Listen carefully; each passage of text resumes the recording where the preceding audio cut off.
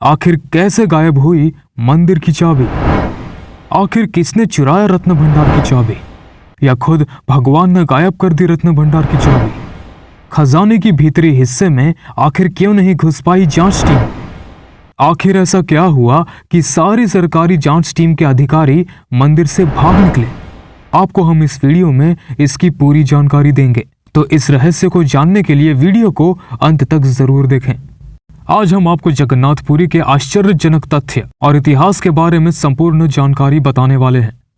ओडिशा राज्य के पुरी में भारत के पूर्वी तट पर स्थित श्री जगन्नाथ मंदिर भगवान जगन्नाथ को समर्पित एक महत्वपूर्ण हिंदू मंदिर है।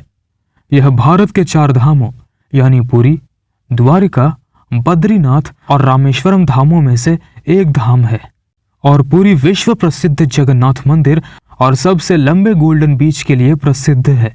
जगन्नाथपुरी में भगवान जगन्नाथ, देवी सुभद्रा और बड़े भाई बलभद्र की पूजा की जाती है। देवताओं को रत्न सिंहासन पर विराजमान किया जाता है। श्री जगन्नाथपुरी मंदिर ओडिशा के सबसे प्रभावशाली स्मारकों में से एक है। अगर आपको प्रभु जगन्नाथ जी पुरी में कैसे आकर विराजे, इसके बारे में जानकारी चाहिए तो ऊपर दिए गए आई बटन पर क्लिक करें। जगन्नाथपुरी मंदिर में ऐसे कई चमत्कार और अलौकिक बातें हैं जिसको सुन के आप हैरत में पड़ जाएंगे। जगन्नाथपुरी मंदिर समुद्र किनारे पर है। मंदिर में एक सिंह द्वार है।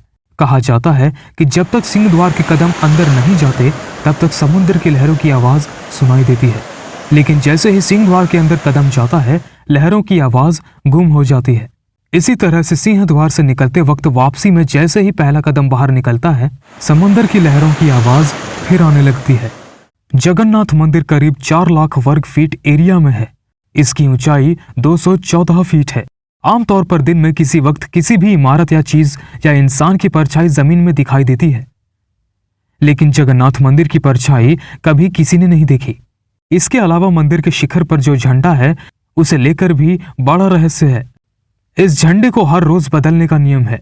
मान्यता यह है कि अगर किसी दिन झंडे को नहीं बदला गया तो शायद मंदिर अगले 18 सालों के लिए बंद हो जाएगा। इसके अलावा ये झंडा हमेशा हवा के विपरीत दिशा में उड़ता है। कहते हैं इस विशाल पुरी जगन्नाथ मंदिर के गर्भ में मौजूद है भगवान का खजाना, जिसे ना तो कोई छू सकता है और ना ही खजाने के बारे में कोई बात कर सकता है। लेकिन इस बार ये मंदिर अपने खजाने को लेकर चर्चा में नहीं, बल्कि ऐसे कई सवाल हैं जिसने मंदिर में आस्था रखने वालों की नींद उड़ा दी है। जिस अद्भुत खजाने का रहस्य आज तक कोई सुलझा नहीं पाया, उसी खजाने की चाबी अब एक रहस्य बन गई है। खुलासा हुआ है कि खजाने की चाबी गायब हो चुकी है।